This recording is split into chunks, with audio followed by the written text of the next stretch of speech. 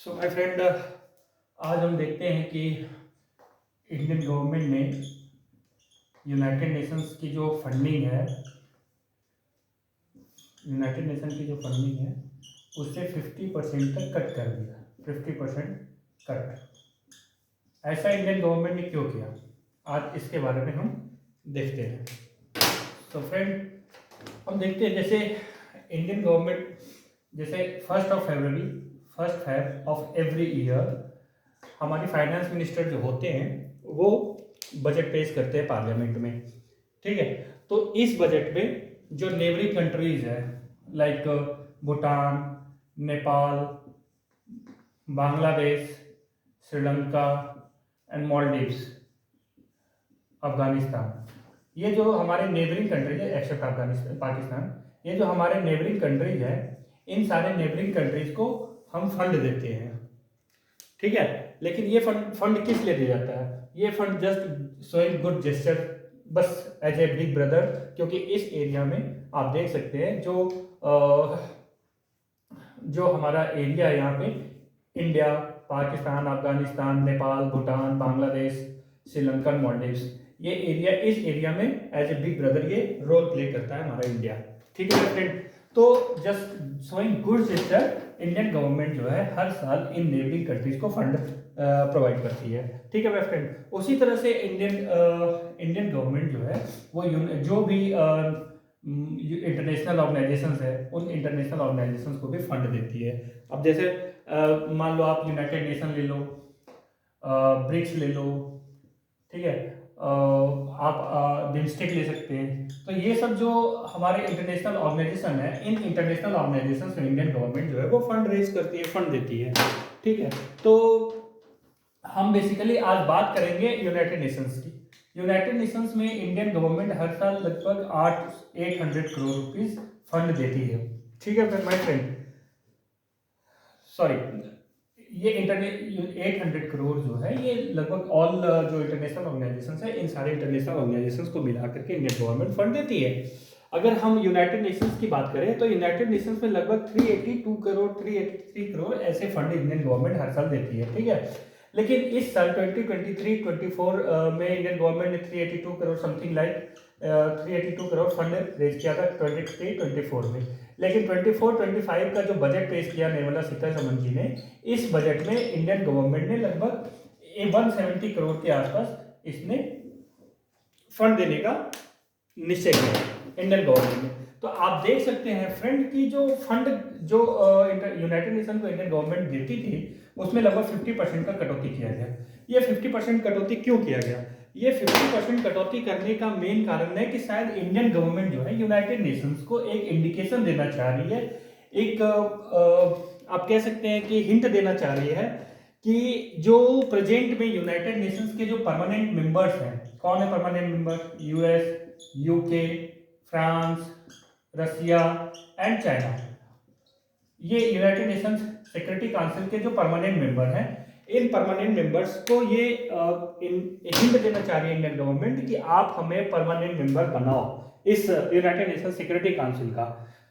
क्यों बनना चाह रहे हैं आखिर इंडियन गवर्नमेंट, इंडिया जो है वो यूनाइटेड नेशन सिक्योरिटी काउंसिल का परमानेंट मेंबर बनने का इतना मतलब क्यों बनना चाह रही है? आखिर इंडियन गवर्नमेंट से अगर कारण पूछा जाए कि आप क्यों बनना चाहते हैं तो इंडियन गवर्नमेंट का क्या रिप्लाई होगा माय फ्रेंड? तो मैं बता रहा हूँ। जैसे आप देखो हमारी आबादी लगभग 142 करोड़ के आसपास है।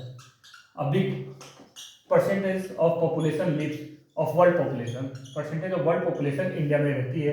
Big percentage of world population India में रिसाइड करती है। हम 5th लार्जेस्ट इकोनॉमी है वर्ल्ड के, 5th लार्जेस्ट इकोनॉमी है, लगभग 3.8 ट्रिलियन डॉलर माय फ्रेंड।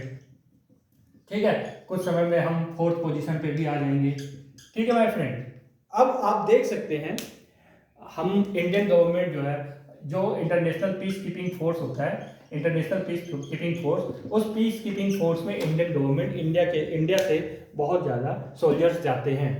ठीक है, तो ये सब एक बहुत ही पावरफुल प्रेजेंटेशन है इंडिया का इंटरनेशनल ऑर्गेनाइजेशन यूनाइटेड नेशंस में। ठीक है, तो इन सब कारणों की वजह से इंडियन गवर्नमेंट क्लेम कर रही है कि मुझे यूनाइटेड नेशन सिक्योरिटी काउंसिल का एक परमानेंट मेंबर बनाया जाए। माय फ्रेंड, आप देख सकते हैं कि यूनाइटेड नेशन जो है वो peace keeping force United Nations के द्वारा पीस कीपिंग फोर्स बनाई गई है। इस पीस कीपिंग फोर्स में अलग अलग कंट्री अपने अपने सोल्जर्स भेजते हैं। जैसे आप कह सकते हैं सबसे ज्यादा सोल्जर जाता है तो वो नेपाल से सबसे ज्यादा, लगभग 6100 समथिंग। उसके बाद दूसरे नंबर पे है बांग्लादेश, ये भी 6000 से ऊपर ही है। और तीसरे नंबर पे है इंडिया, ये भी 6000 से ऊपर है। तो आप देखिए तीनों में ज्यादा डिफरेंस नहीं है, बस कुछ नंबर का डिफरेंस है। लेकिन आप देख सकते हैं कि United nation peace keeping force जो है उसमें सबसे ज्यादा योगदान थर्ड नंबर पे इंडिया है। अगर हम परमानेंट मेंबर्स की बात करें, लाइक चाइना की बात करें, तो चाइना मात्र 2200 सोल्जर्स पीस कीपिंग फोर्स पे भेजती है। अगर हम फ्रांस की बात करें तो फ्रांस मात्र 500 to 600 सोल्जर भेजता है। तो आप देख सकते हैं कि जो पीस कीपिंग फोर्स है उस पीस कीपिंग फोर्स में इंडियन गवर्नमेंट का, इंडिया का कितना बड़ा योगदान है।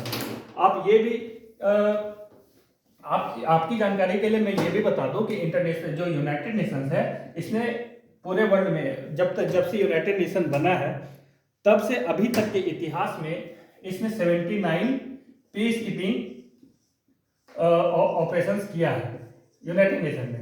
इस 79 पीस कीपिंग ऑपरेशंस में 41 टाइम्स इंडियन गवर्नमेंट ने इंडिया से सोल्जर्स गए हैं। तो आप देख सकते हैं कि पीस कीपिंग जो ऑपरेशंस होता है उसमें भी इंडियन गवर्नमेंट का, इंडिया का कितना बड़ा योगदान है माय फ्रेंड। ठीक है, अब आप एक चीज एक बात आप बता सकते हैं माय फ्रेंड, आप कमेंट में क्वेश्चन बता सकते हैं कि इन सबसे इतना ज्यादा तो प्रूफ होता नहीं है कि Indian government like security council में अपना परमानेंट मेंबर को के क्लेम को इतना मजबूती से पेश करे। मैं एक पॉइंट और बता रहा हूँ माय फ्रेंड। 2020 में इंडिया नॉन परमानेंट मेंबर के रूप में एंट्री किया था। नॉन परमानेंट मेंबर के रूप में एंट्री किया था इंडिया ने 2020 में यूनाइटेड नेशन सिक्योरिटी काउंसिल में। ठीक है, 5 परमानेंट मेंबर होते हैं, 15 नॉन परमानेंट मेंबर होते हैं। तो जब नॉन परमानेंट मेंबर के रूप में इंडिया ने जब 2020 में एंटर किया था तो टोटल 193 कंट्रीज हैं यूनाइटेड नेशंस के हिसाब से। टोटल मतलब ऑफिशियल 193 कंट्रीज है पूरे वर्ल्ड में। इस 193 कंट्री में 184 कंट्री ने इंडिया को सपोर्ट किया था। तो आप देख सकते हैं फ्रेंड कि इंडिया का सपोर्ट वर्ल्ड वाइड है। तो आप इंडिया को इग्नोर नहीं कर सकते हैं। इंडिया का एक बहुत ही अहम प्रेजेंटेशन है, बहुत ही इंपॉर्टेंट प्रोजेक्ट। पहले मान लो जिस समय यूनाइटेड नेशंस का स्थापना हुआ था, ऑर्गेनाइज हुआ था, उस टाइम पे चलो मान सकते हैं कि इंडिया का प्रेजेंटेशन उतना ज़्यादा मजबूत नहीं होगा। इंडिया में गरीबी थी, इंडिया के लोग उतना ज़्यादा एडवांस नहीं थे, टेक्नोलॉजिकली इंडिया बहुत पीछे था। लेकिन 75 साल के इतिहास में इंडिया बहुत ज़्यादा आगे निकल चुका है माय फ्रेंड। अब इंडिया को यूनाइटेड नेशन सिक्योरिटी काउंसिल का परमानेंट मेंबर बनने का पूरा अधिकार है, क्योंकि आप देख सकते हैं जो यूनाइटेड नेशन सिक्योरिटी काउंसिल में जो मेंबर्स है, permanent members, US, UK, France, Russia and China my friend, ये 5 कंट्री परमानेंट मेंबर्स हैं। इस 5 कंट्री में आप देख सकते हैं वेस्टर्न कंट्री।